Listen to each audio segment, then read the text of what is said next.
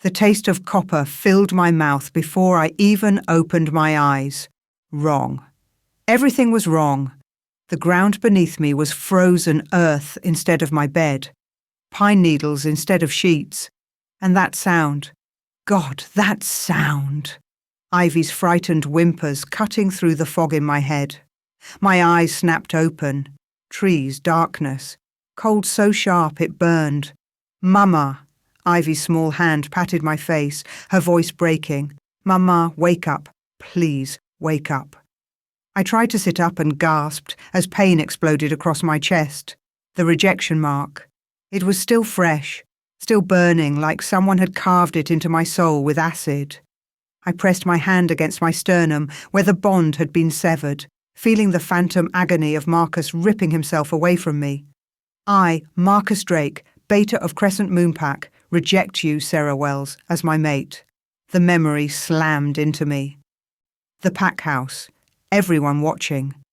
Marcus's face twisted with disgust when someone whispered the truth, that I'd been rejected before, twice before. Cursed, they'd called me, broken. But this was worse than rejection. I forced myself to focus, to take in our surroundings. The trees here grew different, twisted and dark, their branches reaching like clawed hands. The air smelled of moss and something deeper, something dangerous. No. God, no. Ivy, baby, come here. I pulled my daughter close, ignoring the way my body screamed in protest. 3 years old. She was only 3 years old, and I'd failed her. I touched my neck, felt the puncture wound there. They'd drugged me. Marcus had drugged me and dumped us here like garbage. Shadowpine territory, the Forbidden Zone, home to the Bloodstone Pack, home to Alpha Kale Thorn. Even humans knew the stories about Thorn, a killer, a monster, an alpha so violent his own pack feared him. We have to move. My voice came out rough, damaged. I tried to shift to let my wolf surface and heal me faster, but she whimpered and retreated. Too weak. The rejection had damaged more than just my heart. Ivy clutched my torn shirt. I'm cold, Mama. I know, sweetheart, I know. I kissed her dark curls and forced myself to stand. My legs shook, but held. I had to get us deeper into the forest, away from the border. Had to hide our scent. If Thorn's patrol wolves found us? I couldn't finish that thought. Using the last of my strength, I carried Ivy toward a dense cluster of pines. My mother's voice echoed in my memory. She'd been a rogue before she'd joined Crescent Moon, before she'd died. She'd taught me tricks. How to disappear. I set Ivy down near a fallen log and scooped up handfuls of mud, forcing myself to smear it over both of us. The cold earth stung my wounds, but I didn't stop. Pine needles next, crushed and rubbed into our clothes, our skin, mask the scent, become part of the forest. Mama, it's yucky. I know, baby, but we're playing a game, okay? We have to be very, very quiet. She nodded, her blue eyes too wide, too frightened. My heart cracked. What had I done to deserve this? What had she done? The first howl split the night. I froze, every instinct screaming. Patrol. They'd caught our scent before I could mask it. More howls answered, closer now, coming from multiple directions. Ivy, get behind me. I pushed her against the log and stepped in front of her. My wolf stirred, responding to the threat even through her weakness. Bones began to crack and shift. The pain was excruciating. My body wasn't ready for this, wasn't healed enough, but I forced the change anyway. Fur rippled across my skin. My jaw elongated. When the transformation finished, I stood on 4 legs, smaller than I should be, weaker, but still a wolf. Still a mother protecting her young.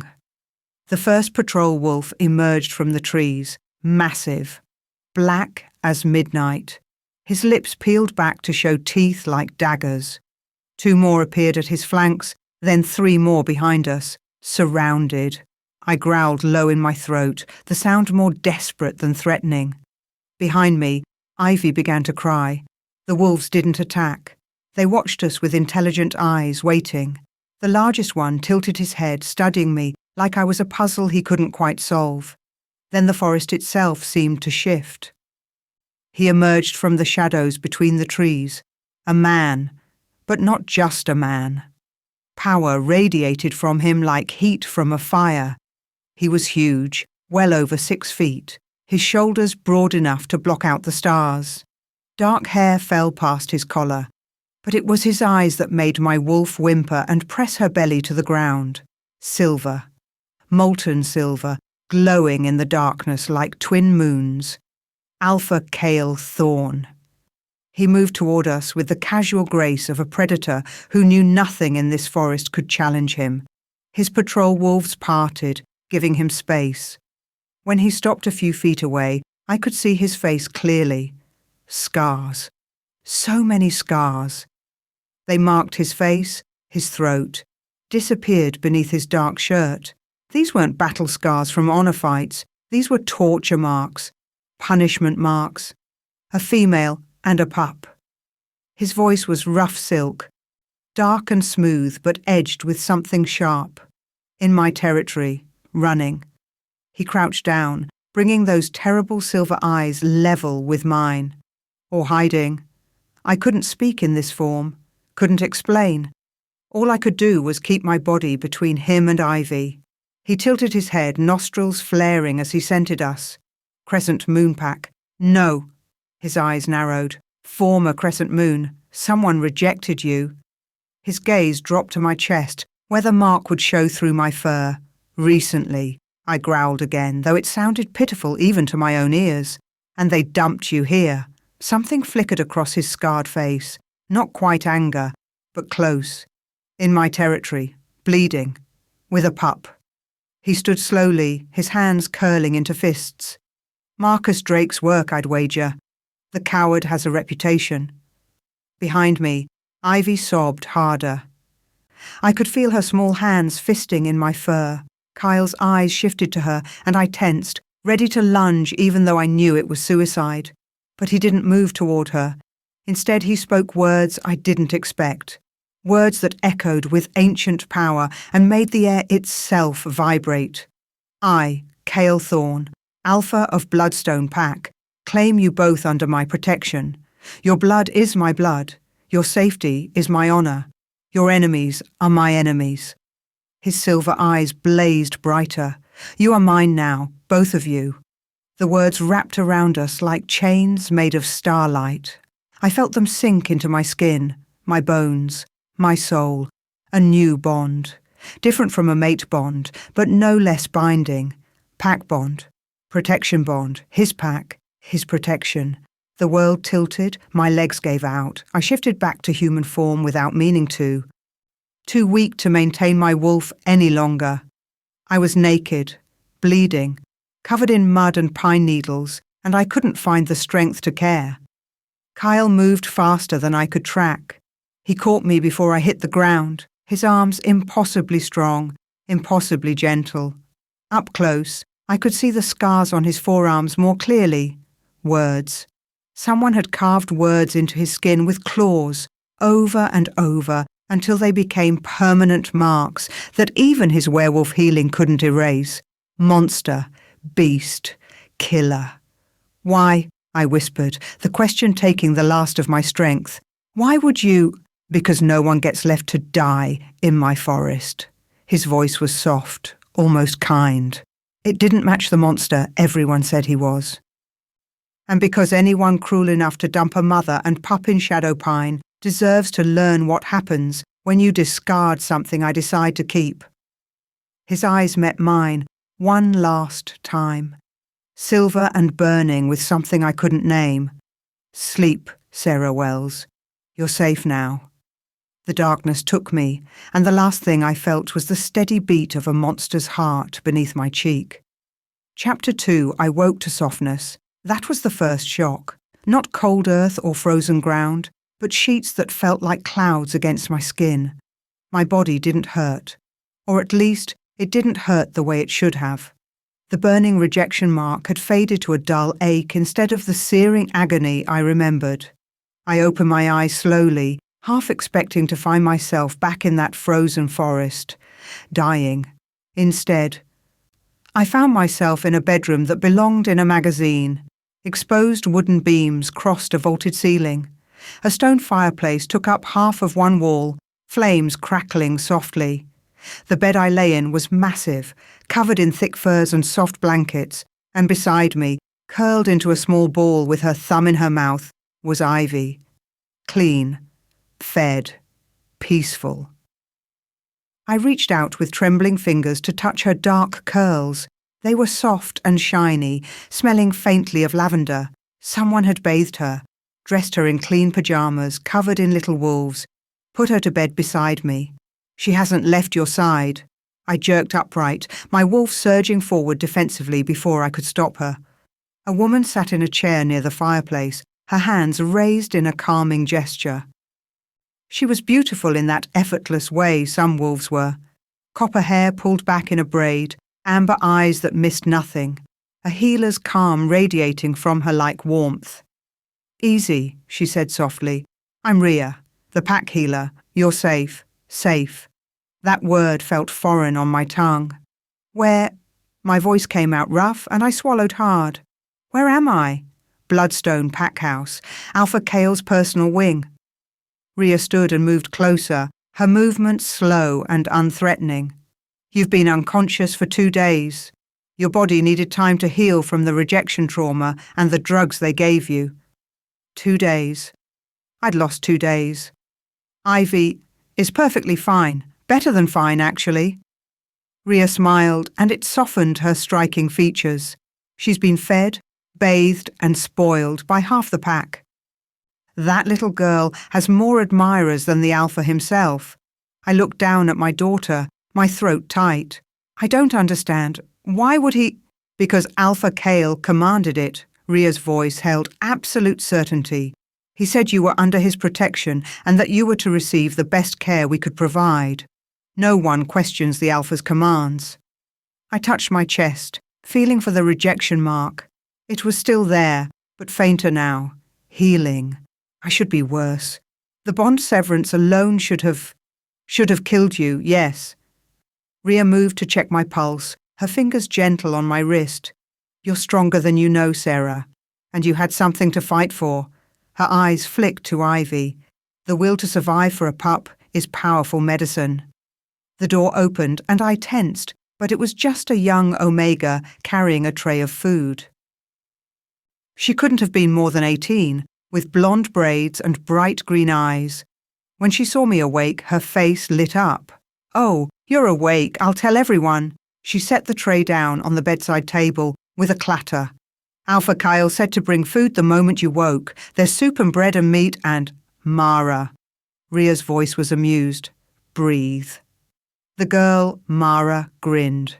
"Sorry, it's just everyone's been worried. Well, not worried exactly because Alpha Kale said you'd be fine and he's never wrong, but concerned and—" She stopped abruptly, her eyes going wide. "I'm doing it again." Despite everything, I felt my lips twitch. "Thank you, Mara." "For the food." She beamed and practically bounced out of the room. "She means well," Rhea said. "The whole pack has been curious about you. It's not every day the Alpha brings someone into his personal wing." I caught the weight behind those words. His personal wing? These are his private quarters.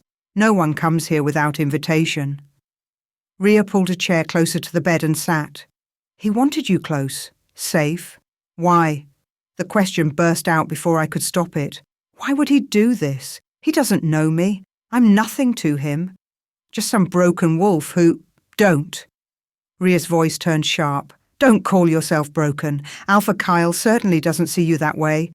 How do you know what he sees?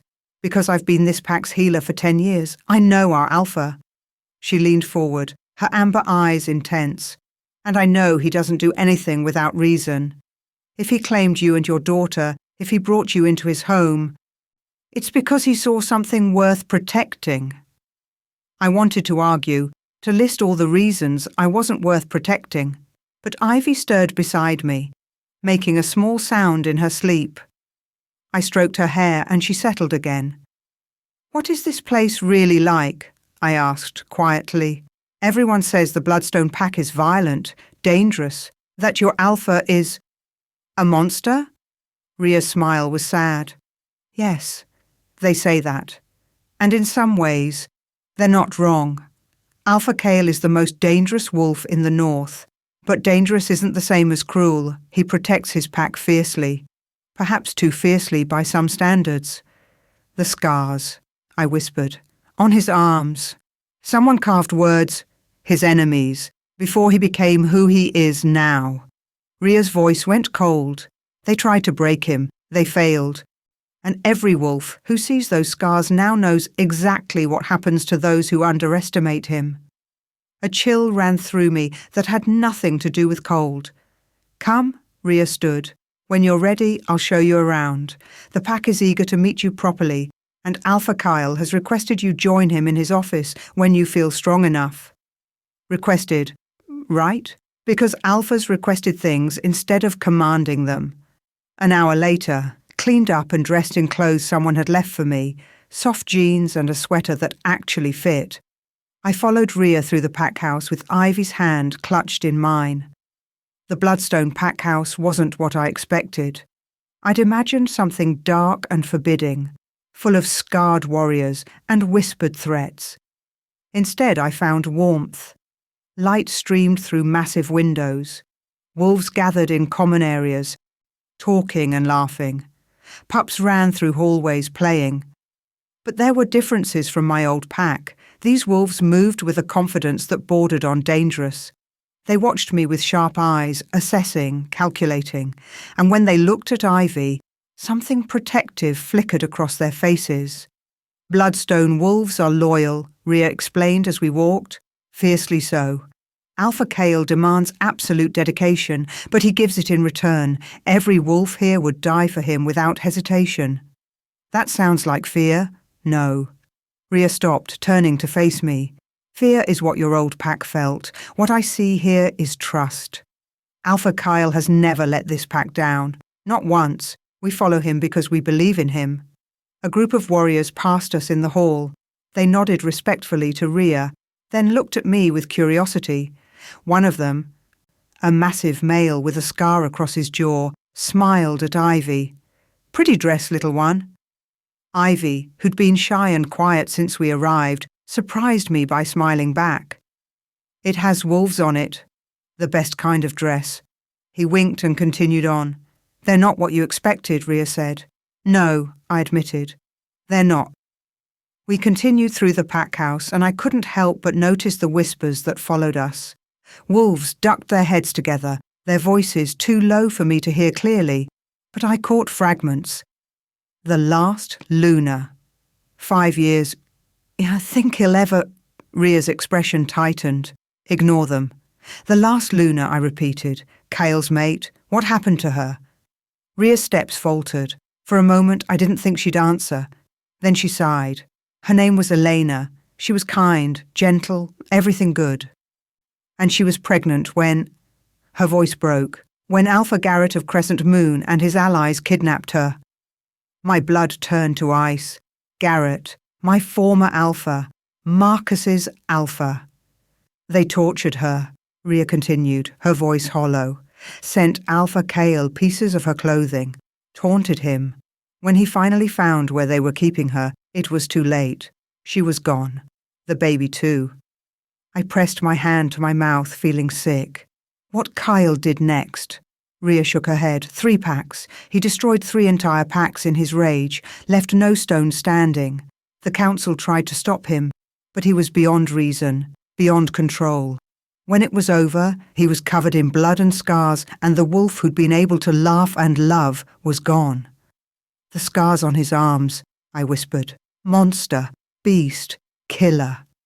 His enemies carved those into him before he killed every last one of them. Yes? Ria's amber eyes met mine. "So yes, Sarah, our Alpha is a monster, but he's our monster, and he's never hurt anyone who didn't hurt his pack first." We stopped in front of a heavy wooden door. Ria knocked twice. "Enter." Kale's voice sent shivers down my spine. Ria squeezed my shoulder.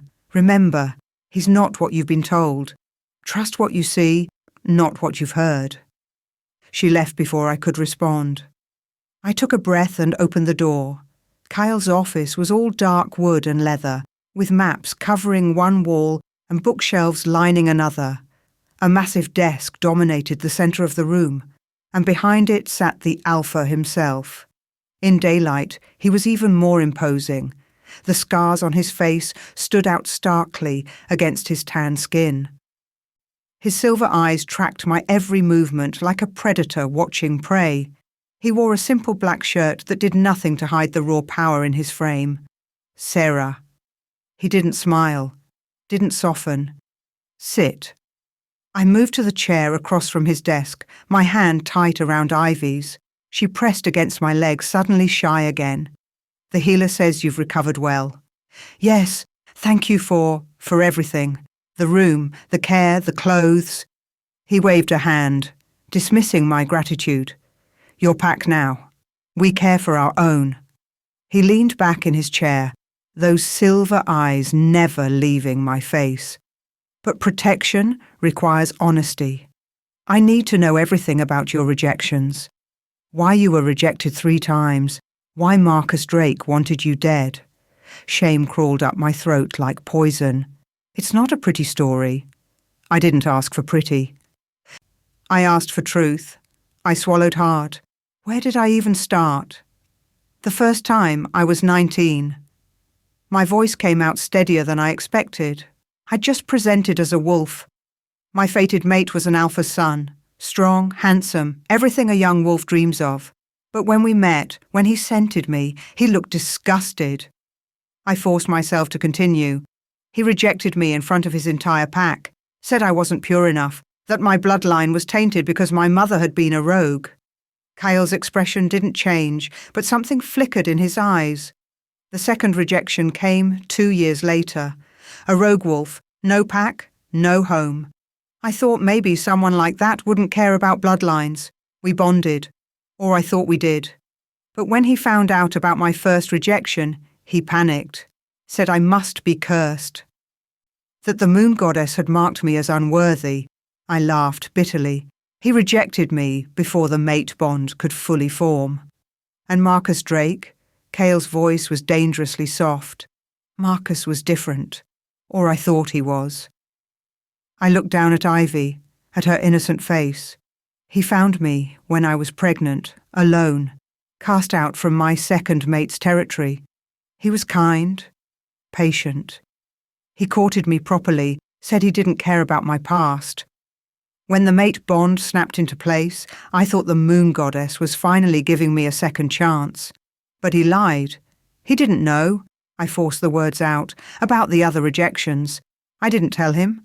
I was afraid, and I thought if he loved me enough it wouldn't matter. But someone in Crescent Moon knew my mother, recognized me, told Marcus everything. My hand shook.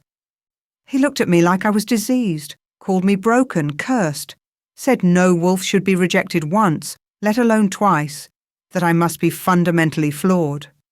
So he rejected you and tried to kill you. He said he couldn't have a cursed mate, that it would weaken his standing with the alpha. Better to make it look like I'd run off and died in the woods than admit he'd been mated to someone like me. The silence that followed was deafening. I couldn't look at Kyle, couldn't bear to see judgment or pity in those silver eyes. They were weak. My head snapped up. What? Kyle leaned forward, his scarred hands flat on the desk. Your mates, all 3 of them, they were weak, pathetic wolves who couldn't see strength when it was standing right in front of them. His voice was hard as iron. Rejection doesn't make you broken, Sarah. It makes them cowards. I stared at him, speechless. You survived 3 bond severances, raised a pup alone, fought to protect her even when you were dying. That's not weakness. His eyes blazed. That's the kind of strength most wolves will never possess. Something in my chest cracked open. Not painfully, but like a door I'd kept locked was finally opening.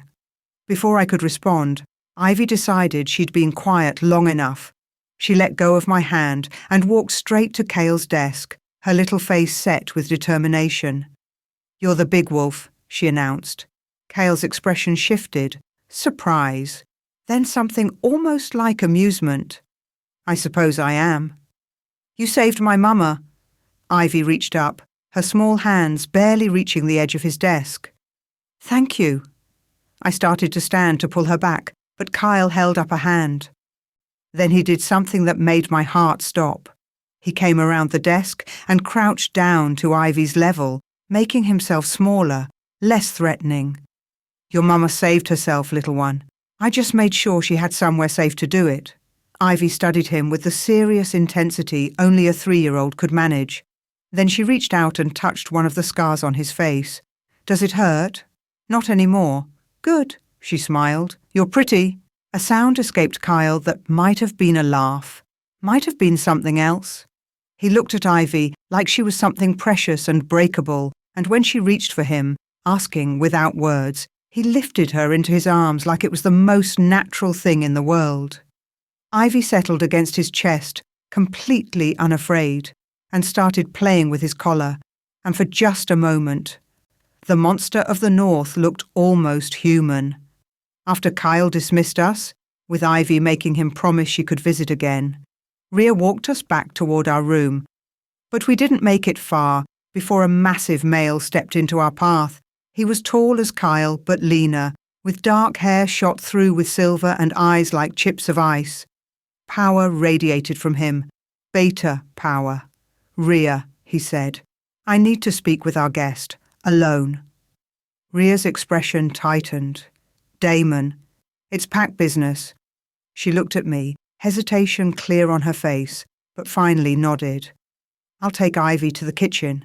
Mara was baking cookies earlier." Ivy perked up at that, and I reluctantly let Rhea take her hand. When they were gone, Damon's friendly expression vanished. "You're Marcus Drake's rejected mate." It wasn't a question. "Yes." "Which makes you connected to Alpha Garrett of Crescent Moon Pack." His ice blue eyes bored into mine. "The same Garrett who orchestrated Luna Elena's kidnapping and murder." The world tilted. "I didn't know. I never. Didn't you wonder why Marcus wanted you dead so badly?" Damon stepped closer, and I had to fight not to back away. Why he'd risk dumping you in our territory instead of just killing you outright. I thought he was a coward. He is, but he's also smart enough to know that if Kyle found out Marcus had killed you, there would be consequences. Better to make it look like an accident.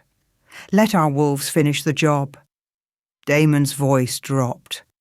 "But Cale claimed you instead. Do you understand what that means?" I shook my head, my mouth too dry to speak. "It means Alpha Garrett now knows his beta's rejected mate is under Cale Thorne's protection, living in his pack house, under his personal care." Damon's expression was carved from stone.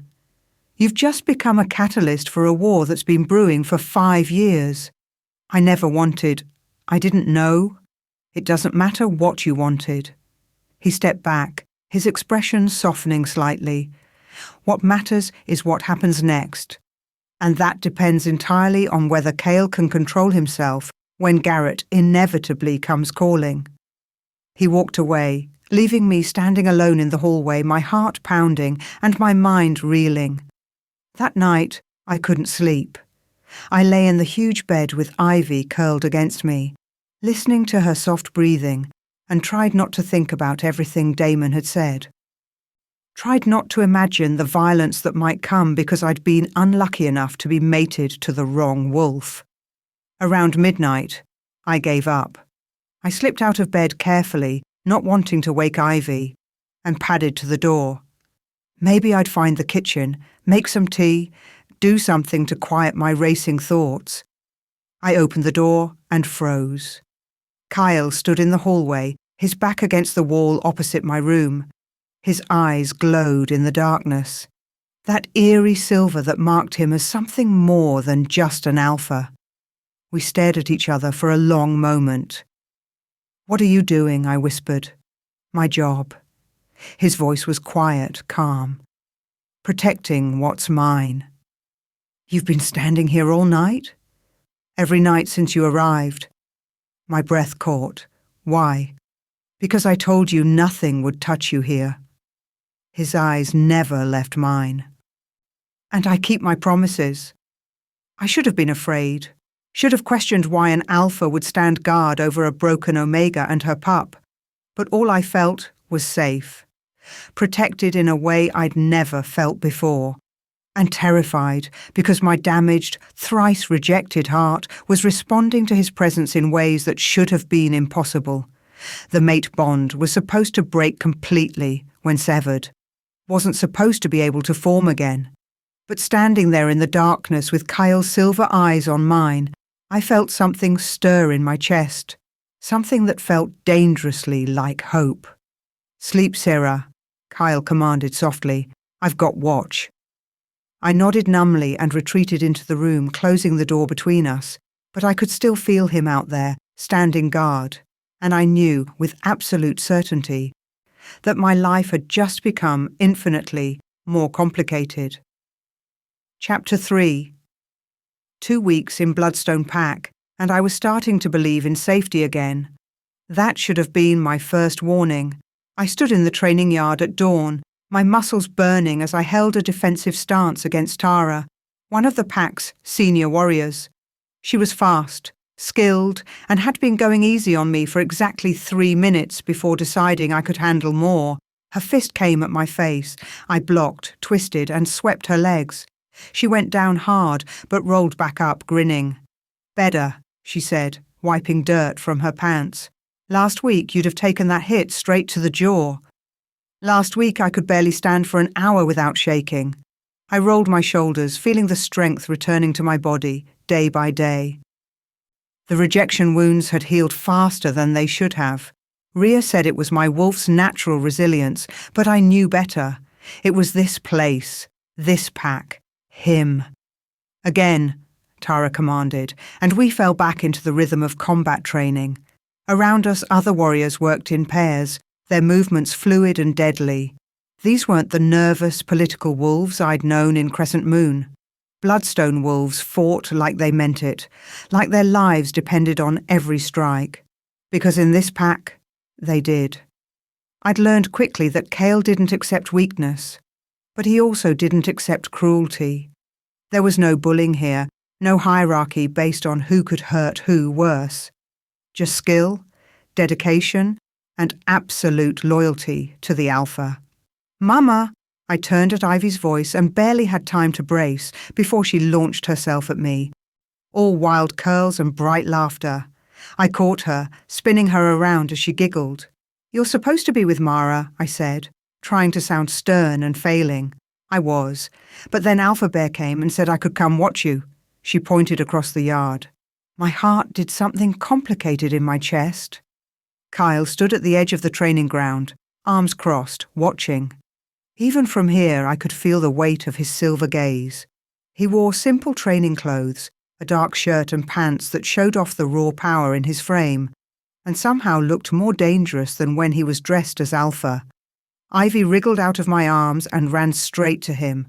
I started to call her back, but Kale was already crouching down, letting her climb onto his back like he was her personal jungle gym. "Higher, Alpha Bear, higher!" He stood slowly, Ivy clinging to his shoulders, laughing as she rode nearly 7 feet off the ground. His scarred face held the barest hint of a smile, so faint most people would miss it. But I saw it. I always saw it. "Your daughter's adopted him," Tara said, amusement in her voice. "I don't think our alpha knows what to do with a pup who isn't afraid of him." "She sees what others don't," I murmured. "So do you." I looked at her sharply, but Tara was already moving toward another training partner, leaving me with those words echoing in my head. Later, after training and a shower, I found myself in the pack house kitchen helping prepare the midday meal. The pack women had been wary of me at first. Some still were, but most had warmed up when they realized I wasn't afraid of work. Past the basil, Elena, named after Kale's lost mate but too young to have known her, held out her hand. She was barely 20, all energy and cheer. I handed her the herbs and went back to chopping vegetables. Around us, 5 other women worked, their easy conversation washing over me like music. Did you see Alpha Kale with little Ivy this morning? Mara giggled. I swear he was actually smiling. Careful, an older woman named Beth warned. Nadia's already jealous enough. The mood in the kitchen shifted. I kept my eyes on my cutting board, but I could feel the tension. Nadia needs to accept that the Alpha isn't interested, Elena said firmly. She's been throwing herself at him for 5 years and he's never once looked at her that way.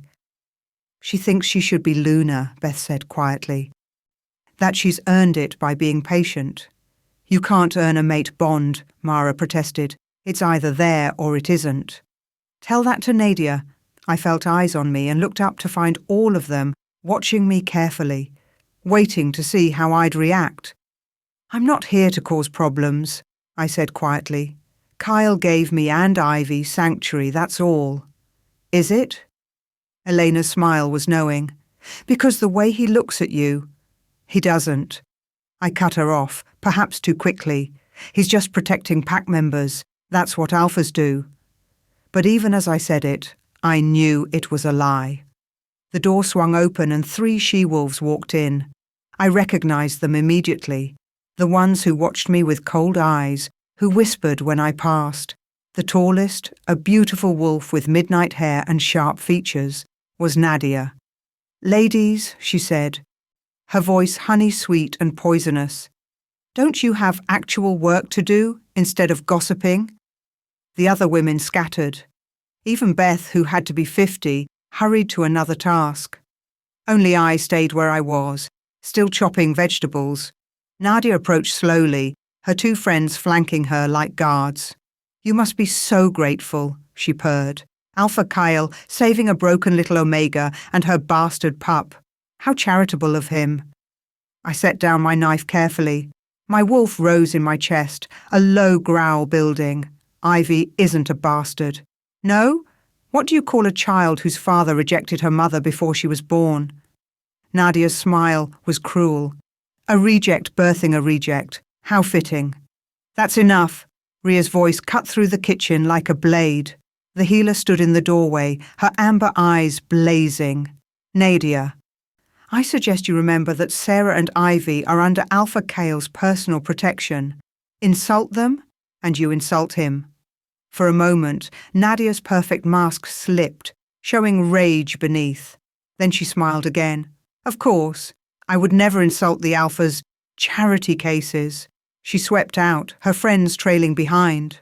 Ria waited until they were gone before turning to me. Are you all right? I'm used to it. I picked up my knife again, but my hands were shaking. Women like her existed in every pack I've been part of. Bloodstone isn't every pack. Ria moved closer, studying me with those 2 knowing eyes. And you're not the same wolf who arrived here broken and bleeding. What do you mean? She glanced around to make sure we were alone. Your rejection scars, the ones on your chest, they're fading. I touched my sternum instinctively. She was right. The burning marks that had branded me as rejected, as broken, were paler now. Almost gone. How? True mate bonds, Ria said softly, can override false ones. Sometimes wolves are rejected because the bond they formed wasn't meant to be. The moon goddess has her own plans. My heart stuttered. That's not possible. I was rejected 3 times. By 3 wolves who weren't your true mate. She held my gaze. Think about it, Sarah. Your wounds heal faster here, you're stronger. And those scars that should be permanent are disappearing. She paused. That doesn't happen by accident. You're saying... I couldn't even finish the thought. I'm saying the moon goddess doesn't make mistakes. Maybe she was just waiting for you to find the right place, the right pack. Ria's smile was gentle. The right alpha. She left me standing there, my world tilting on its axis. That afternoon, I found myself in the packhouse library. It was quiet, peaceful, filled with afternoon light. Ivy sat at a small table, carefully colouring in a book Mara had given her. I was trying to read, trying not to think about Ria's words, when Kyle walked in. He stopped when he saw us, and for a moment something crossed his scarred face. Longing, pain, I couldn't tell. Then his mask slammed back into place. Sarah, I need to speak with you." Ivy looked up. "Alpha Bear? Look at my picture." His expression softened so slightly I might have imagined it. He crossed to her, crouched down to see her drawing. "A wolf?" "It's you." She pointed at the large black wolf she'd drawn. "And that's Mama, and that's me. We're a pack." Cale went very still. When he looked at me, his silver eyes held something raw and bleeding. "Ivy," I said gently, "why don't you take your picture to show Mara? I bet she'd love to see it." "Okay."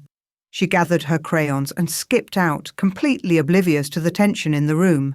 The silence after she left was deafening. "You wanted to speak with me?" I prompted. Kyle stood, and distance seemed to slam between us like a wall. "The pack elders have noticed your progress. They want you integrated into the pack structure, officially recognized as Bloodstone." "That's good, isn't it?" "It is." But his tone said otherwise. "There will be a ceremony, a formal recognition in front of the pack. You'll swear loyalty to me as your alpha. All right? After that you'll be assigned a permanent role, something that uses your skills." He paused. "Damon suggested you help coordinate supply runs. You have a sharp mind for logistics." I blinked. "You've been watching me that closely?" "I watch everyone in my pack." But the way he said it, the way his eyes lingered on me, said it was more than that. "Cale, don't." The word came out harsh. He turned away, his shoulders rigid. "I can't give you what you're looking for." "I'm not looking for anything." "Yes, you are." He faced me again, and the anguish in his silver eyes took my breath away. "You look at me like I'm not a monster, like these scars don't matter, like I could be something other than what I am. Because you are." "I'm not." His voice rose, power crackling in the air. "I'm an alpha who let his mate die, who went on a rampage that destroyed 3 packs, who has so much blood on his hands that—" He stopped. His jaw clenched. "Everyone I love dies, Sarah. Everyone I fail to protect. I won't do that again." "So, you'll just be alone forever?" I stood, anger rising. "Lock yourself away? Punish yourself for something that wasn't your fault? It was my fault. I should have protected her better, should have seen the threat, should have died with her?" I moved closer, watching him tense. "Is that what you think? That you should have died too?" "Yes." The raw honesty in that single word broke my heart. "Ivy loves you," I said softly. "She calls you Alpha Bear, climbs on you like you're a tree, draws pictures of you as pack." I took another step. "And you love her back. I see it in the way you crouch down to her level, the way you carry her on your shoulders, the way you stand guard outside our door every night." His eyes widened. "You knew?" "Of course I knew." I was close now, close enough to see the silver flecks in his eyes, to feel the heat radiating from his skin. "Just like I know you're not the monster everyone says you are." "Sarah." My name was a warning. "You're good with her, patient, kind. Those aren't the actions of a monster." "I'm dangerous." "So am I." I met his eyes without flinching. I survived 3 rejections and protected my daughter through all of it. "I'm stronger than I look, Cale, and I'm not afraid of you." He moved so fast, I didn't have time to react. One moment, he was 3 feet away. The next, he had me backed against the bookshelf, his massive body caging mine. Alpha power rolled off him in waves. "You should be," he growled, his eyes glowing. "I could break you, break everything about you. One word from me and you'd submit so completely you'd forget your own name. My wolf should have cowered, should have shown her belly in submission. Instead she rose up, meeting his dominance with her own strange strength. "Try it." Shock crossed his face. Then something else, something hungry and desperate. His hand came up, fingers tracing the line of my jaw so gently it made me shiver. "How?" he whispered. "How do you do this?" "Do what?" "Make me feel alive again." His face was so close to mine. I could feel his breath on my lips, could see every scar, every line of pain etched into his skin. and I wanted to kiss him so badly. I ached with it. He leaned in, his lips a breath away from mine, and jerked back like I'd burned him. I can't. His voice was ragged. I can't do this. Kyle, everyone I love dies. He backed away, putting distance between us. I can't watch you die too. Then stop it. My voice came out stronger than I felt. Stop loving like you're dying, Kale. Love like you're living. Like maybe, just maybe, you deserve to be happy. He stared at me, something breaking in his silver eyes. Then he turned and walked out, leaving me alone with my racing heart and the ghost of what almost was. I found Damon, later that day, standing on the packhouse balcony overlooking the territory. Sarah. He didn't look surprised to see me.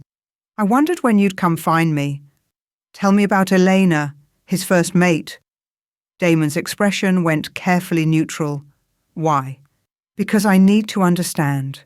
Because he's punishing himself for something that wasn't his fault, and I need to know why. He studied me for a long moment. Finally, he sighed. Elena was everything good, literally. She volunteered at the hospital, taught pups to read, made cookies for every pack event, and she was pregnant with Cale's first child. I gripped the railing, already knowing this story wouldn't have a happy ending. Alpha Garrett and his allies took her as revenge. Cale had interfered with one of Garrett's illegal operations, trafficking weapons, things that violated pack law, so Garrett took the one thing that would break him. Damon's voice went cold. They tortured her for 3 days, sent Cale pieces of her clothing, recordings of her screaming. When Cale finally tracked them down, she was already dead. The baby too. Tears burned my eyes. What Kyle did next? Damon shook his head. I've never seen rage like that. Pure, uncontrolled fury. He shifted into something that wasn't quite wolf. Wasn't quite human. Just violence made flesh. He killed everyone, every single person. 3 packs, hundreds of wolves, dead in one night. The scars on his arms, I whispered. Monster, beast, killer. Garrett's wolves carved those into him while they held Elena captive, tried to break him psychologically before they killed her. They thought they could control him with shame. Damon's smile was razor sharp. They were wrong. After that night, Kyle embraced the monster they'd made, decided if they wanted a beast, he'd give them one. He hasn't been close to anyone since. Won't risk it. He cares about Ivy. I know. And that terrifies him. Damon finally looked at me. He cares about you too, more than he wants to admit, and that's even more dangerous. Before I could respond, a howl split the air. Wrong. Not a patrol call or an alert. This was distress. Damon and I ran. We found Kyle in his office with 2 rogues, dirty, exhausted wolves who'd clearly run hard to get here. The room was thick with tension. Say it again, Kyle commanded, his voice deadly quiet. The older rogue swallowed hard. Alpha Garrett and his beta Marcus Drake are spreading rumours. They're telling neighbouring packs that your new pack member, Sarah Wells, murdered 2 Crescent Moon wolves before she escaped. That she's dangerous, unstable. They're demanding you return her for justice. My blood turned to ice. It's a lie, the rogue continued quickly. Everyone knows Marcus tried to kill her, but Garrett's got allies, Alpha. Some of them are listening. Kyle's silver eyes found mine across the room. This is about me, not you. Garrett's using you to draw me into conflict. Then let me leave. The words burst out before I could stop them. I'll take Ivy and disappear, go into human territory where— No. Kyle's voice cracked like a whip. I won't bring a war to your pack. I said no. Power rolled through the room. You're under my protection. That doesn't end because Garrett wants to play games. But I could see it in his eyes, the calculation, the worry. This was exactly what he'd feared. Caring about someone made them a target. That night, I couldn't sleep. Every time I closed my eyes, I saw Garrett's face, Marcus's cruelty, saw Ivy being torn away from me, saw Cale standing alone with blood on his hands because of me. I had to leave, had to protect them both the only way I knew how. Around midnight, I started packing. I'd barely filled one bag when my door slammed open. Kyle stood in the doorway, his eyes blazing, his chest heaving like he'd run here. "What are you doing?" What I should have done before. I kept packing, leaving before I destroy your pack. He crossed the room in 3 strides, grabbed my bag, and threw it across the room. "You're not going anywhere." "You can't stop me?" "Like hell I can't." He grabbed my arms, pinning me against the wall. Alpha dominance crashed over me like a wave, commanding submission. "You will not leave this pack. You will not take Ivy into danger. You will submit to my protection. Now." My wolf should have folded, should have shown her throat. Instead she snarled, rising up with a strength that shocked us both. I shoved against his chest, fighting his hold. "I don't want your protection if it means you'll die for me." "Then you don't have a choice." His hands tightened on my arms. "I claimed you. Both of you. That doesn't end because you're scared." "I'm not scared for me," I was shouting now, tears streaming down my face. "I'm scared for you, for Ivy. I won't watch another person I care about get hurt because of what I am." "And what are you, Sarah?" His face was inches from mine, his silver eyes burning. "Broken, cursed, wrong?"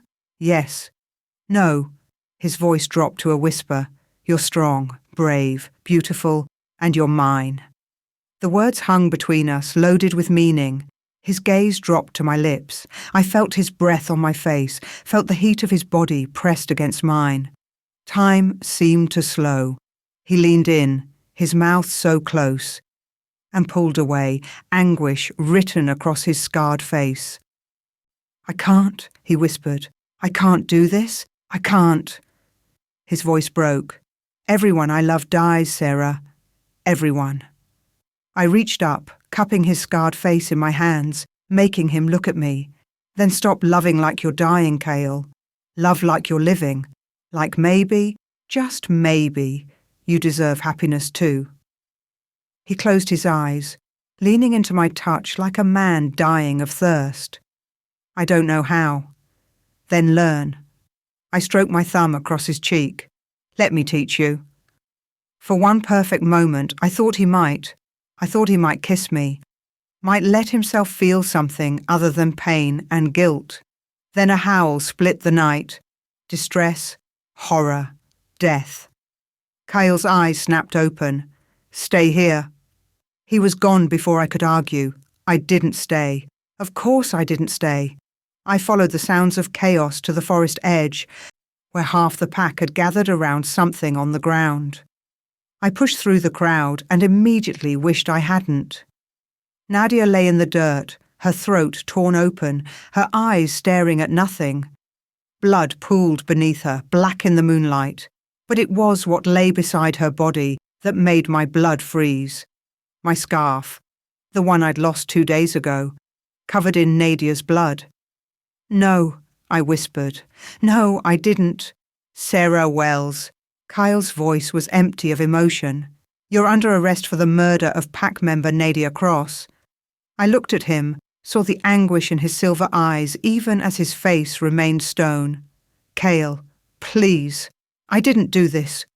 "Guards, take her to the holding cells now." 2 warriors grabbed my arms. I didn't fight, couldn't fight, could only watch as Cale turned away, his shoulders rigid with pain. "Mama!" Ivy's scream cut through everything. She broke free from Mara's grip and ran toward me. "Mama, no!" "Take her," Kyle commanded, his voice breaking on the words, "Keep her safe." Rhea caught Ivy before she could reach me. My daughter fought, screaming, crying, reaching for me as they dragged me away. The last thing I saw before they threw me into the dark cell was Cale's face, shattered, bleeding, broken. Just like mine. The dungeon was cold and dark and smelled of old stone. I sat against the wall, my arms wrapped around my knees, and tried not to fall apart. Someone had framed me. Someone had killed Nadia and made it look like I'd done it. But who? And why? "You're thinking too small." I jerked upright. The voice had come from the shadows, from the cell across from mine. "Who's there?" A figure moved into the thin strip of moonlight coming through the high window. A woman, middle-aged, with tangled grey hair and wild eyes. "The question isn't who killed that stupid girl," she said, her voice sing-song and strange. "The question is why you're here at all, why the cursed wolf finally arrived." My blood turned to ice. "What did you call me?" Her smile was all teeth. "The cursed wolf, the one rejected 3 times, the one whose daughter carries the bloodline we've been seeking for 20 years. She pressed her face against the bars. "Finally, after all this time, your daughter's blood is the key to everything. Stay away from Ivy." I was on my feet, my wolf surging forward. "Oh, I don't need to get near her, dear. Others will do that for me." Her laugh was broken glass. "Did you really think your rejections were accidents? That 3 mates would all abandon you by chance?" She leaned closer. "We've been guiding you here all along. Every rejection, every pain, every loss, all leading you to this pack, to this alpha, to the moment when everything falls into place." "You're insane." "Am I?" Her eyes glittered. "Then why are you here? Why did Alpha Kale claim you? Why does an ancient bloodline run through your daughter's veins?" She laughed again. "The moon goddess has such a sense of humour, using love to destroy the one wolf who swore never to love again." "What are you talking about?" "You'll see." She retreated into the shadows. "Soon everyone will see. And when Ivy's blood opens the door we've been trying to unlock for decades, you'll wish I was insane. You'll wish this was all just a nightmare." Her voice faded, leaving me alone in the dark with growing horror. This wasn't about rejection, wasn't about jealousy or pack politics. This was about Ivy, and I was trapped, powerless, to protect her. Chapter 4. The prisoner's laughter echoed through the dungeon long after she'd retreated into shadow. I pressed my back against the cold stone wall, my mind racing. "Your daughter's blood is the key to everything." The words repeated like a death knell. "Ignore her." The voice was male this time, coming from a different cell, deeper in the darkness. "Mara's been mad for years. Half of what she says is delusion. And the other half? The other half will get you killed if you listen too closely." I moved toward the bars, trying to see him. "Who are you?" A pause, then footsteps, and a man emerged from the shadows of the cell diagonal to mine. He was older, maybe 50, with silver-streaked hair and eyes that held too much knowledge. Scars marked his throat. Ritual scars, the kind Moon Temple oracles bore. "My name is Elias." He studied me with unnerving intensity. "And you, Sarah Wells, are either this pack's salvation or its destruction. I haven't decided which yet." "You're the oracle." I'd heard whispers about him. The prisoner Kyle kept locked away. "Why are you down here?" "Because I told Alpha Kale a truth he didn't want to hear 5 years ago, and I paid the price for it." His smile was bitter. "But now you're here, and perhaps my imprisonment will finally serve its purpose." "I don't understand." "No, you don't. But you will." He moved closer to his bars, and I could see his face clearly now. Intelligent eyes, sharp features, a bearing that spoke of power even in captivity. "Tell me, Sarah, what do you know about bondbreakers?" The word sent ice through my veins. "They're legends, wolves who can sever mate bonds, but they don't exist." "Don't they?" His gaze pinned me. 3 rejections, 3 supposedly fated mates who all turned away from you. Tell me, did any of those bonds ever feel right? Did your wolf ever settle with them?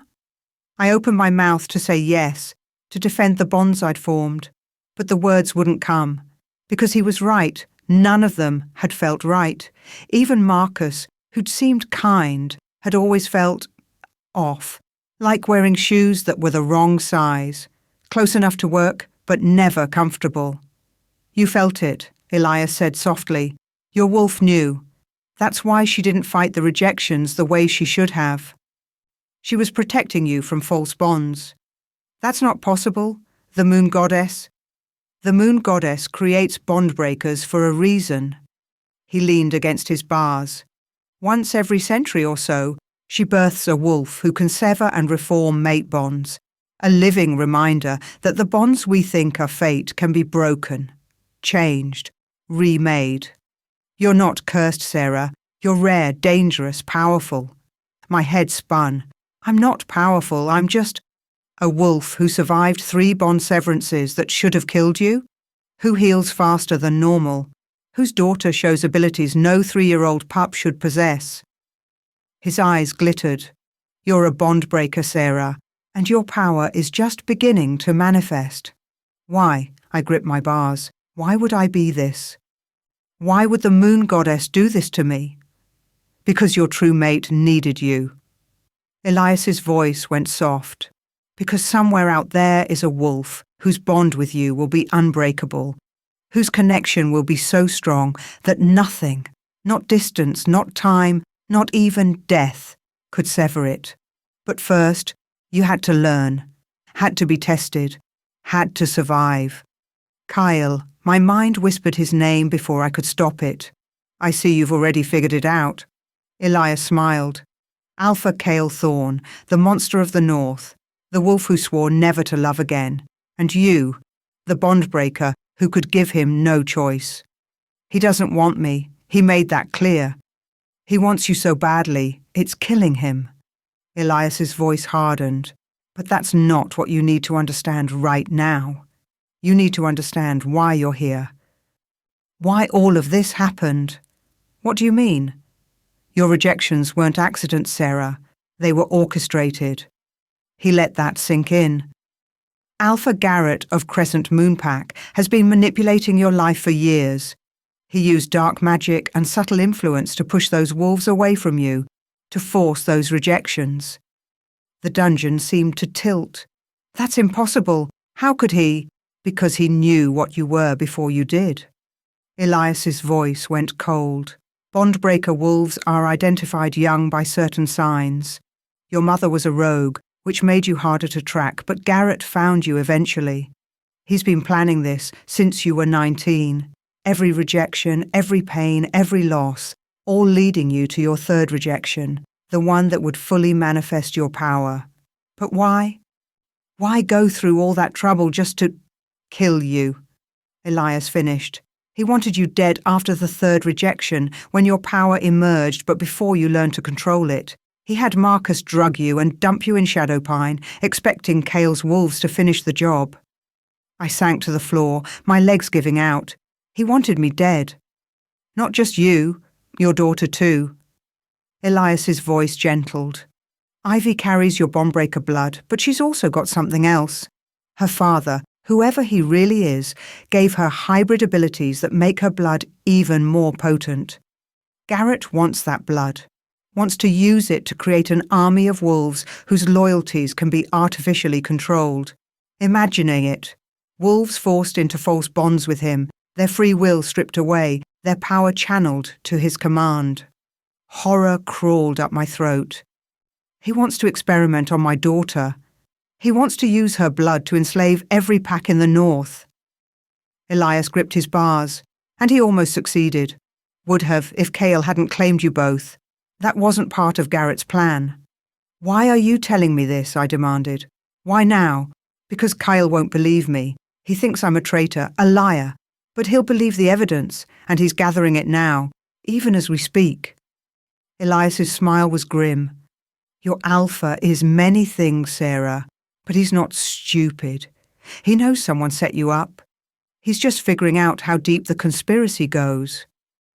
Kyle stood in his office, staring at the crescent moonblade he'd found buried near Nadia's body. Damon paced behind him. It's too obvious. Someone wanted us to find this. Agreed. Kyle turned the weapon over in his hands. The scent on it was wrong. Not pack, but rogue. Professional. Nadia was killed by a hired assassin using Garrett's blade to frame Sarah. But why kill Nadia at all? Because she was useful and disposable. Rhea entered the office, her face grim. She dropped a leather journal on Kale's desk. I found this hidden in Nadia's room. She's been spying for Marcus Drake for months. Every detail about Sarah, her routines, her weaknesses, when she was alone with Ivy. She was the inside source. Kyle's hands clenched on the blade. And when Garrett decided to make his move, he eliminated the evidence. While framing Sarah in the process, Damon finished, divide your pack, force you to give her up or lose your people's trust. He underestimated one thing. Cale's eyes glowed silver. I don't give up what's mine. Rhea and Damon exchanged glances. You need to tell her, Rhea said quietly, about the bond, about what you felt. What I feel doesn't matter. Cale's voice was ice. What matters is keeping her and Ivy safe from Garrett's reach. Cale, get Sarah out of that cell now. I was still processing Elias's revelations when the cell door opened. Cale stood there backlit by torchlight, looking like a dark angel. His silver eyes found mine, and something in them made my breath catch. You're free, he said. The evidence proves you didn't kill Nadia. I stood slowly. Then who did? Garrett's assassin. Using one of his wolf's blades. Kyle stepped aside, giving me room to exit. We need to talk, privately. I glanced at Elias, who nodded slightly. Then I followed Cale up the dungeon stairs. He led me to his office, but the moment we were inside, he grabbed my arm and pulled me close. Not rough, but urgent. Tell me what Elias said to you. How did you— I have ears in every part of this pack house, even the dungeons. His jaw clenched. Tell me. So, I did. I told him about bomb breakers, about Garrett's manipulation, about the conspiracy that had shaped my entire life. With every word, Cale's expression grew darker, his power crackling in the air like lightning about to strike. When I finished, silence filled the room. It's true, Kyle finally said. All of it. I've suspected for weeks that something was wrong with your rejections. No wolf survives 3 severances, but you did. Because I'm a bond breaker. The word still felt foreign, wrong. Because you're powerful. He turned to face me fully, and Garrett knows it. That's why he wanted you dead. Why he's coming for you now. What do you mean now? I mean his warriors are already mobilizing. He's going to attack Sarah soon. And when he does— The alarm howl split the air. Kyle's eyes blazed. They're here. We ran through the pack house, Kyle barking orders to every wolf we passed. By the time we reached the main hall, warriors were already shifting, preparing for battle. Ivy, I gasped. Where's Ivy? Safe room, Cale commanded. Mara has her. But even as he said it, I felt something, a pull, a wrongness. No. I changed direction, running toward the nursery wing. Kyle cursed and followed. We burst into the safe room to find Mara unconscious on the floor and Ivy backed into a corner, crying.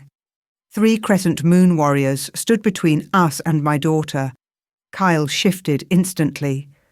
His massive black wolf form terrifying in the enclosed space. He lunged at the closest warrior, jaws closing on the wolf's throat. But there were more coming. I could hear them in the hallways, smell them through the pack house. Dozens of warriors, an invasion force. The second warrior came at me. I shifted, my smaller wolf form barely a match for his size. We collided, teeth and claws, and I felt ribs crack. Mine or his, I couldn't tell. Then the third warrior grabbed Ivy. My daughter screamed, and something inside me broke open. Power exploded out of me like a shockwave. It wasn't physical, not teeth or claws or brute strength. It was something else. Something that reached into the very fabric of the mate bonds and pack bonds, connecting these wolves to their alpha. I felt them. Felt the false bonds Garrett had woven through his pack using dark magic, forcing loyalty that wasn't earned. Felt how they choked and constrained, turning proud wolves into puppets, and I severed them. All of them.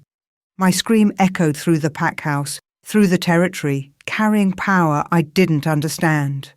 The crescent moon warriors collapsed, gasping, clutching their chests where bonds had been ripped away. Free, but traumatized by the sudden emptiness. The warrior holding Ivy dropped her. She ran to me and I shifted back to human form, catching her in my arms. Kyle stood frozen, his wolf eyes wide, staring at me like he'd never seen me before. "Mama!" Ivy whimpered against my neck. "I've got you, baby! I've got you!" Around us, crescent moon wolves lay scattered, some unconscious, some staring at their hands like they didn't recognize themselves.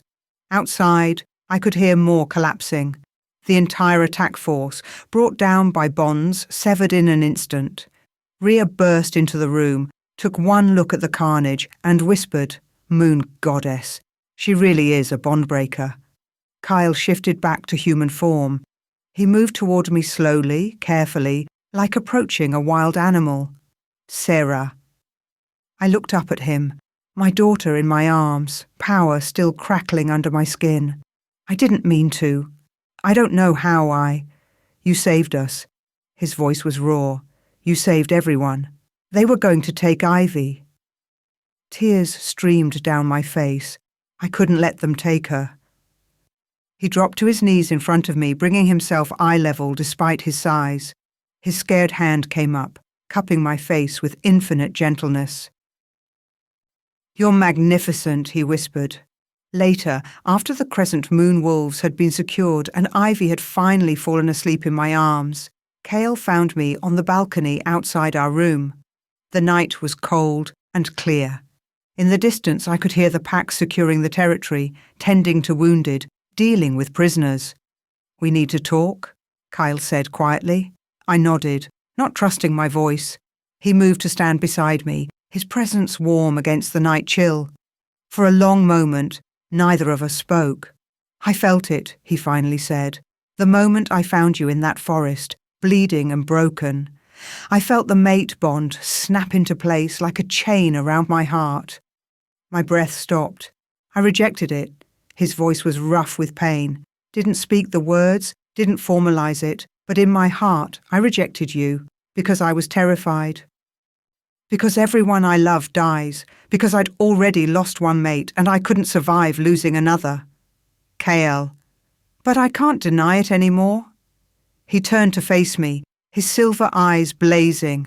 "You're mine, Sarah. You've always been mine, not as a claimed pack member, not as someone under my protection, as my mate, my true mate." The words I'd waited my whole life to hear. From the wolf I'd somehow fallen in love with despite every reason not to, and all I felt was terror. "No." I stepped back, shaking my head. "No, you can't. We can't." "Why not?" "Because I've been here before." The words burst out 3 times. 3 mates who claimed me, who made me believe, and then ripped it away. How do I know this is real? How do I know you won't wake up tomorrow and decide I'm too broken, too cursed, too... "You're not broken." He closed the distance between us. "You're a bond-breaker, the strongest wolf I've ever met. And this bond..." He pressed his hand to his chest. "This bond has been screaming at me for weeks. Every time I see you, every time I hear your laugh, every time Ivy calls me Alpha Bear and looks at me like I'm not a monster." "You're not a monster," I whispered. "Maybe not to you." His thumb traced my cheek. "But I am to most of the world. And if you accept this bond, if you become my mate, that world will target you. Garrett's just the beginning." "I know." "So?" His eyes searched mine. "What do we do?" I wanted to say yes, wanted to fall into his arms and let the bond complete, let myself finally believe in something good. But fear had its claws too deep. "I need time," I said. "I need to be sure." Pain flashed across his scarred face, but he nodded. "Then I'll wait, however long it takes." "Cale." A howl cut through the night. Warning. Urgent. We ran. Marcus Drake stood at the entrance to the pack house under a white flag, flanked by 2 guards. His face was haggard, his eyes haunted. Cale's power filled the air, barely restrained violence promising death. "You have 30 seconds before I rip your throat out. I come with a message." Marcus's voice shook. "From Alpha Garrett. Then deliver it and leave. Surrender Sarah Wells and her daughter within 48 hours, or my father will unite 5 packs to destroy Bloodstone." The words fell like stones. "Your father, Cale repeated, his voice deadly quiet. Marcus flinched. Yes, Alpha Garrett is my father. He forced me to reject Sarah, to try to kill her, to prove my loyalty after Elena. His eyes found mine. I never wanted to hurt you. I was in love with you, still am, but he gave me a choice. Kill you or watch him kill everyone I cared about. You chose wrong, I said coldly. I know. Tears streaked his face. And I want to make it right. I'll help you destroy him, give you everything you need to bring him down. But in exchange, he swallowed hard. Give me a second chance. Let me prove I'm not the coward who rejected you. Kyle's growl rattled windows. You want a second chance? With my mate? The claiming in those words, the raw possessiveness, should have annoyed me. Instead, it made something in my chest warm. She was mine first, Marcus said desperately. The moon goddess gave her to me first, and I— You threw her away, Kyle snarled, drugged her, left her to die. You don't get another chance. Please, Ivy's scream shattered everything. I ran, my heart in my throat. Found her on the floor of our room, convulsing, black veins spreading across her skin like poison. No. I gathered her into my arms. Ivy, baby, stay with me. Rhea appeared, took one look, and went pale. How long has she been like this?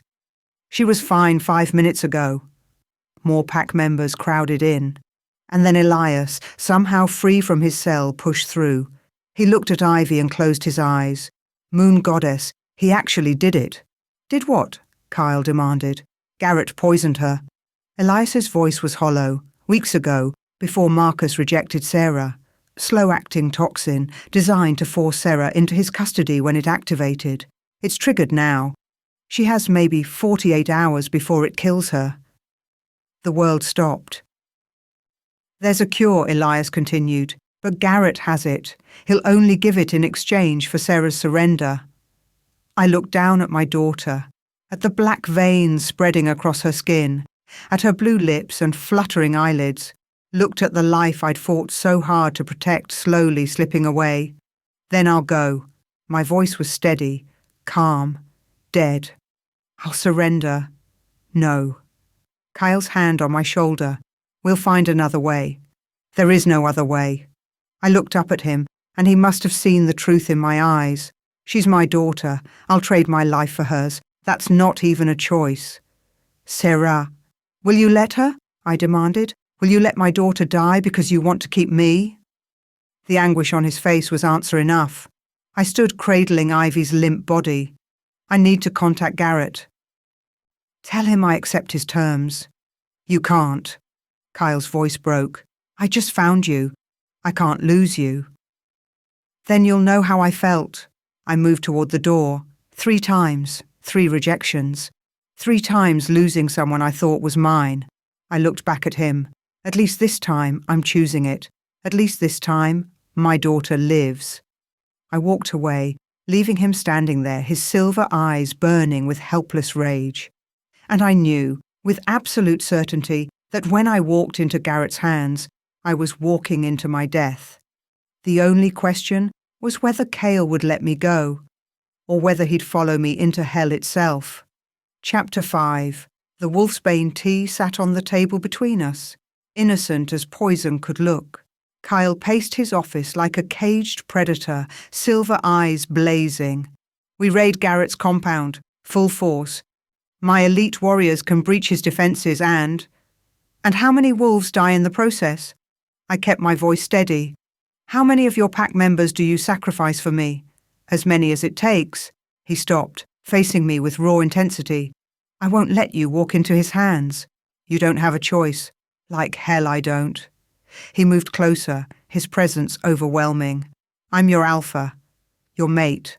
I decide. You decide nothing about this? I stood, meeting those burning silver eyes. This is my daughter, my choice, my life to trade. Sarah.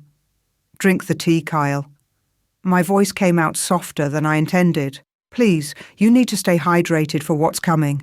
The planning, the strategy, you need to be at full strength. He looked at the cup, then at me. Suspicion flickered across his scarred face. "What are you planning?" "To save my daughter." I picked up the cup and held it out.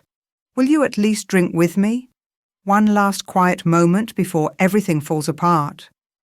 Something in my voice must have convinced him. Or maybe he was just tired of fighting. He took the cup and drank deeply. I watched the wolfsbane work. Watched his eyes widen as he realized what I'd done. Watched him try to shift, to move, to do anything as his massive body began to fail him. "Sarah?" His voice was barely a whisper. "Don't. I'm sorry." Tears streamed down my face as I caught him, easing his collapsing form to the floor. "I'm so sorry, but I can't watch any more people die for me." "You'll die?" "Probably." I stroked his face, memorizing every scar. "But Ivy will live. That's all that matters." His hand caught my wrist, weak but desperate. "I love you." The words I'd waited for, the words I'd never thought I'd hear from him. "I love you too." I kissed his forehead. "That's why I'm doing this." His eyes closed, the wolfsbane pulling him under. I waited until his breathing evened, until I was sure he was unconscious, before I stood. Marcus waited in the hallway, exactly where we'd arranged. "He's down?" Marcus asked. "For a few hours." I looked at him. This wolf who'd claimed to love me, who'd rejected me, who was now supposedly offering redemption. "You're sure you can get me in safely?" "I know every entrance to my father's compound." His blue eyes held something I couldn't quite read. "Trust me, Sarah. I'll make this right." I didn't trust him, didn't trust anyone anymore, but I was out of options. "Let's go." We were an hour into the journey when I felt the first warning sign. Marcus had been quiet, leading me through dark forest paths, away from pack territories. Too quiet, too focused. His scent had changed. Not nervous or guilty, but anticipatory, excited. "How much further?" I asked, trying to keep my voice steady. "Not far." He glanced back at me, and something in his expression made my wolf rise in alarm. "You know, I've been thinking about that night. The night I rejected you. I don't want to talk about this." "I do." He stopped walking, turning to face me fully. The moonlight caught his features, making them look sharp and predatory. "I've been thinking about how stupid I was. How I let my father manipulate me into throwing away the best thing that ever happened to me." "Marcus." But then I realized something. He stepped closer, and I backed up instinctively. "He didn't manipulate me into rejecting you. He manipulated me into thinking rejection was the only option. There's another way." Ice spread through my veins. "What are you talking about?" "I can reclaim you." His eyes glowed in the darkness. "Force a new bond, override Cale's claim, and then—" His smile was terrible. "Then I'll control the bond-breaker power, not my father, me." "You lied." The betrayal was almost funny. Almost. "There is no redemption, no helping me save Ivy." "Oh, there's a cure. My father has it, but I'm going to deliver you to him exactly as promised." He lunged, faster than I expected, catching my arm. "After I make you mine first." I fought, Moon Goddess, I fought with everything I had. But Marcus was a beta wolf, trained and strong, and I was exhausted from 2 weeks of stress and fear. He pinned me against a tree, his hand at my throat. "Don't fight this. It'll be easier if you just submit." "Never." I spat in his face, his hand tightened, cutting off my air. "Then we'll do this the hard way." His mouth crashed against mine, forcing a kiss I didn't want. I felt him trying to push power through the contact, trying to force a bond that my wolf screamed against. And something inside me snapped. Not in surrender, in rage. Power exploded out of me like a supernova. Bond-breaker power, raw and untamed, tearing into the very fabric of Marcus's wolf. I didn't just sever his false bonds. I destroyed his ability to bond at all. Ripped out that fundamental part of his wolf that allowed connection, pack, mate. Marcus screamed. The sound was inhuman, anguished, empty. He collapsed, clutching his chest where his wolf had been gutted. "What did you do? What did you—" His voice broke into sobs. "I can't feel anything. I can't—" "You tried to force yourself on me." My voice was ice. "You tried to take my choice, my power, my body. So I took something from you. Now you'll never bond with anyone, never belong to a pack, never have a mate. You're alone, Marcus. Forever." I left him there crying in the dirt and ran. Cale woke to pain. Not physical pain. Wolfsbane left him weak, but not damaged. Emotional pain, soul-deep terror that made his massive frame shake. Sarah was gone. He could feel the absence of her through the bond he'd tried to deny. Could feel her moving farther away, toward danger, toward death. "Alpha!" Damon burst into the office. "Sarah's gone. She drugged you and left with Marcus Drake." The roar that tore from Kyle's throat shattered windows. Power exploded through the pack house, rattling foundations. Every wolf in the territory felt their alpha's rage and anguish. "How long?"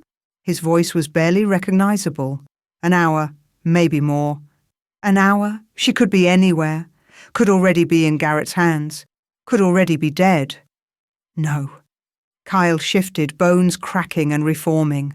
His wolf was massive, bigger than any normal alpha, black as midnight with eyes that burned silver. "Gather the elite warriors. We leave now." "Cale, you're still weak from the wolfsbane. Now." Within minutes, 20 of Bloodstone's finest warriors assembled. These weren't just fighters. They were killers. Kyle's personal guard. Trained to destroy without mercy. "We're going into Crescent Moon territory," Cale said, his voice carrying to every wolf. "We're getting our Luna back, and anyone who stands in our way dies. No mercy, no prisoners. We end this tonight." They howled in agreement, and the sound echoed through the territory like a promise of violence.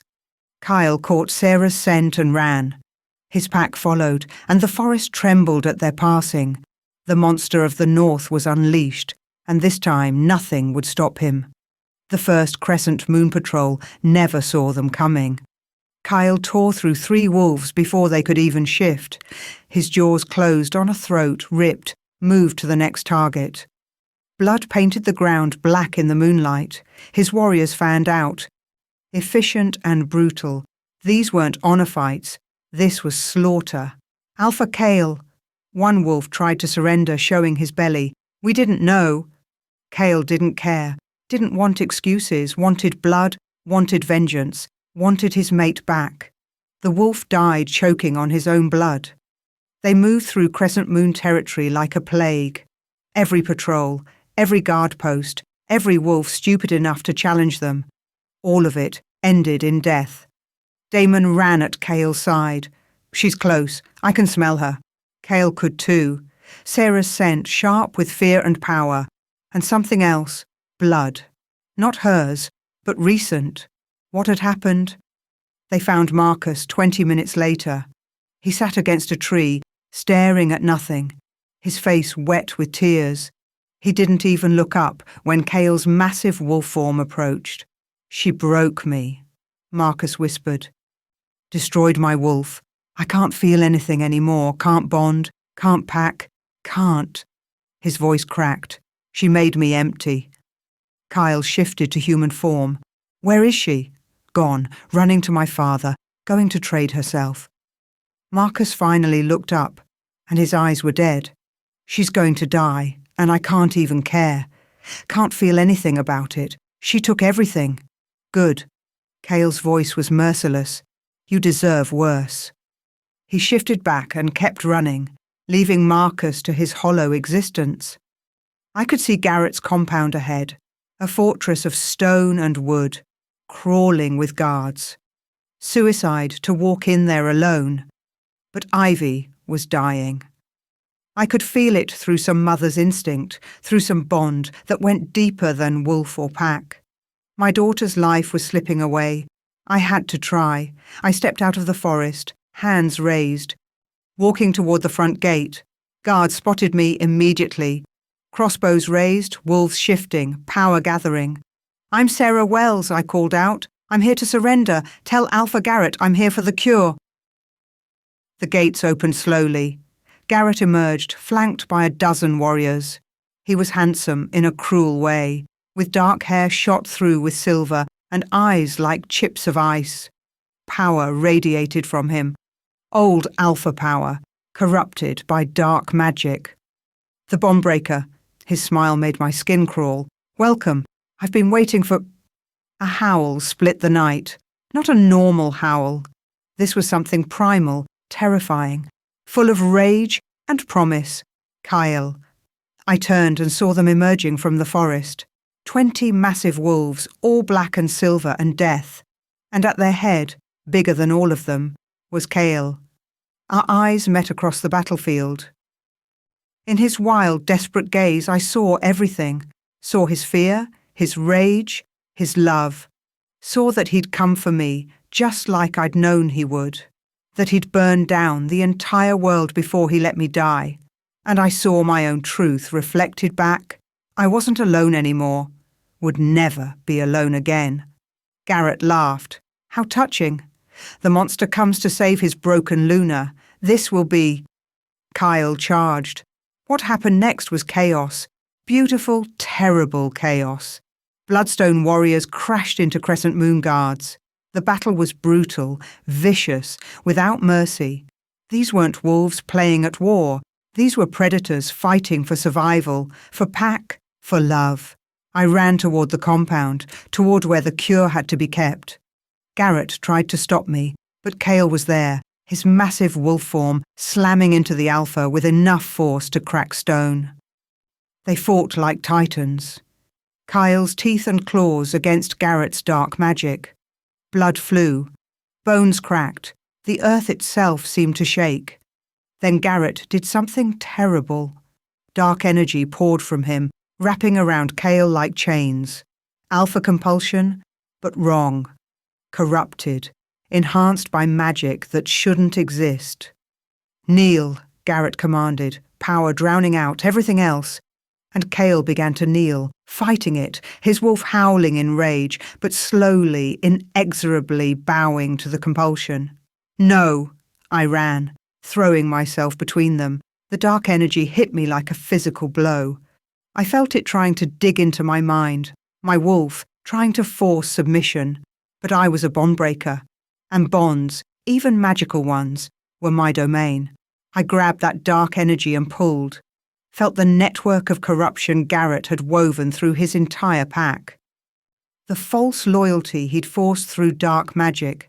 Felt how he'd controlled and manipulated hundreds of wolves for years.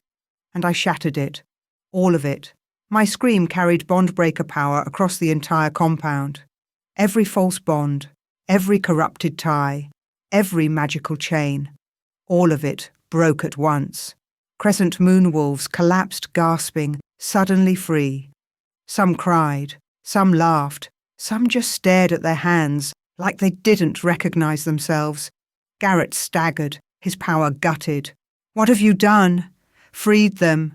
I stood between him and Kale, power still crackling through my body. "They're not your slaves anymore."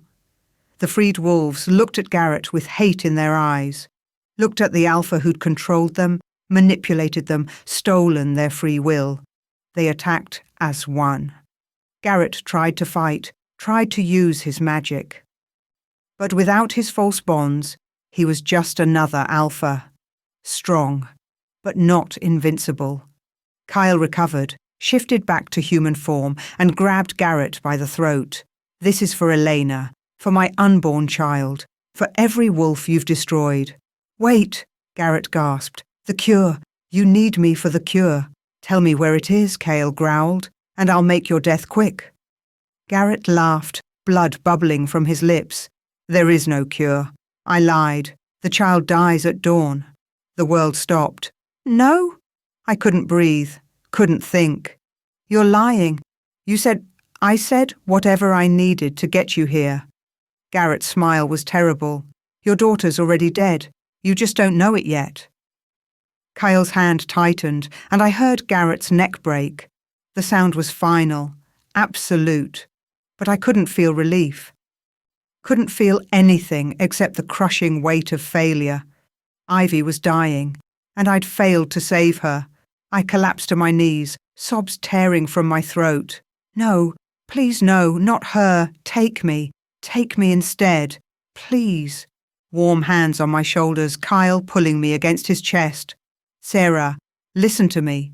She's dying. Our daughter is dying and Elias, Kyle shouted. The oracle pushed through the crowd of wolves. He looked at me, at my devastation, and his expression softened. There is a cure, he said quietly. Garrett was lying about lying. Hope flared, painful and desperate. Where? What is it? You. Elias knelt beside us. A bond-breaker's completed true mate bond creates a healing resonance powerful enough to purge any toxin, any poison, any curse. Your bond with Kyle can save her. But we haven't... I looked at Kale. We haven't completed the bond. I know. Elias's voice was gentle. You have to accept it fully. Trust it completely. Let it form without fear or doubt. Only then will it be strong enough to heal Ivy. I stared at Kyle, at this scarred, broken, beautiful alpha who'd come for me, who'd unleashed hell itself to save me. I'm terrified, I whispered. So am I. His thumb stroked my cheek. But I'm more terrified of losing you. What if you reject me later? What if... I won't. He pulled me closer. I swear on everything I am, everything I have, I will never reject you, never leave you, never stop fighting for you. How can you promise that? Because I've already lost you once tonight, and it nearly killed me. His silver eyes blazed. Because my wolf recognized you the moment I found you in that forest. And I've been fighting it ever since, because Ivy calls me Papa Bear and looks at me like I'm a hero instead of a monster. His voice broke. Because I love you, Sarah, completely, terrifyingly, forever. The words I needed, the truth I'd been afraid to believe. I love you too. I cupped his scarred face in my hands. I accept this bond, accept you, choose you. And I choose you. He leaned his forehead against mine. My mate, my Luna, my everything. The bond snapped into place like lightning striking. It wasn't gentle, wasn't soft or easy. It was overwhelming, all-consuming, more powerful than anything I'd ever felt. I felt Kale's soul merge with mine, felt every scar and every wound and every moment of pain he'd endured. Felt his love wrapping around me like armor, and he felt me, felt my rejections, my fears, my strength. Felt how I'd survived when I should have broken, felt my love matching his, fierce and unshakable. The healing energy flowed from both of us, golden light that poured back through space toward bloodstone territory, toward my dying daughter. Please, I prayed, please let this work. Kyle held me as the power flowed. She'll survive, he whispered. Our daughter will survive. Our daughter, the words made me cry harder. 3 days later, Ivy woke up. I was holding her hand, had been holding it since we'd gotten back to Bloodstone. The black veins had faded slowly, the poison purged by the bond's healing resonance. Mama? Her voice was small, confused. I'm here, baby. I gathered her into my arms, sobbing into her hair. I'm here. I had bad dreams. I know, but they're over now. You're safe. Is Papa Bear here? Kyle appeared in the doorway like he'd been summoned. Maybe he had been. The bond let us feel each other's emotions now, let us know when we were needed. He crossed to the bed and wrapped both of us in his massive arms. I'm here, little one. Good, Ivy yawned. I was worried. She fell back asleep, healthy and whole between us. A week later, I stood before the assembled Bloodstone pack as their Luna. The ceremony was simple but powerful. Kyle placed his hand over my heart, and I placed mine over his. The bond blazed between us, visible to every wolf present. This is Sarah Wells, now Sarah Thorne, Kyle announced, his voice carrying across the gathered pack. My mate, your Luna, the bondbreaker who shattered Garrett's corruption and freed hundreds of wolves. The pack howled in approval. Over the past week, more than half of Garrett's former wolves had requested to join Bloodstone. They'd been freed from false bonds, given the choice to leave or stay, and most had chosen to stay, to join a pack where loyalty was earned, not forced. Our territory had doubled, our strength had tripled, but more than that, we'd proven something important. That broken wolves could heal, that rejected mates could find true bonds, that monsters could become heroes. Marcus had been banished, sent away as a broken wolf, incapable of pack or bond. I'd heard he'd gone into human territory, looking for a life that didn't require connection. I couldn't find it in myself to feel guilty. Elias had been pardoned and now served as pack oracle, using his knowledge to help integrate the new wolves and watch for threats. Speaking of threats, "There's one more thing," I said, addressing the pack. "Garrett wasn't working alone. There are other corrupted alphas out there, other wolves using dark magic to control their packs. They'll come for us eventually. Come for me. Let them," Kyle growled. "They'll learn what happened to the last alpha who threatened my mate." The pack howled agreement. I smiled, feeling their support, their strength, their acceptance. "Then we'll be ready, together." That night, in our private chambers, Kyle held me close. "Still afraid?" I whispered against his chest. "Terrified," he admitted. His hand stroked down my back. "But I'm more afraid of existing without you." "Good answer." I kissed his jaw, tracing the scars there. "Because you're stuck with me now. Promise?" "Promise." Our door burst open and Ivy ran in, clutching a stuffed wolf. "Bedtime story. Papa Bear promised." Kyle caught her as she launched herself at the bed. "I did, didn't I?" "Yes, the one about the princess and the monster." I met Cale's eyes over her head, saw the softness there that he showed to so few. "I think I know that story." "Me too." He settled Ivy between us. "Once upon a time, there was a monster who thought he'd always be alone." As he told the story, our story, reimagined as fairy tale, I looked at this strange, beautiful family we'd built from broken pieces. 3 rejections had led me here. 3 failures had brought me home, and I wouldn't change a single moment. "The end," Kyle finished. "No," Ivy protested. "That's not the end. What happens next?" I smiled. "Next, they live happily ever after." "Boring." Ivy wrinkled her nose. "I want adventures." "Oh, we'll have plenty of those," Kyle said darkly, his eyes meeting mine. Because 3 days ago, a letter had arrived from the Moon Temple. I pulled it from the bedside table now, reading the words I'd already memorized. "To the bond-breaker Luna, you broke the bonds of one corrupted alpha, but there are others, and they're hunting for you. The real war is just beginning." Kyle read over my shoulder, and his arms tightened protectively around both me and Ivy. "Let them come." I leaned back against him, feeling the bond pulse between us, strong and unbreakable. Feeling Ivy's warm weight against my side, feeling, for the first time in my life, truly safe.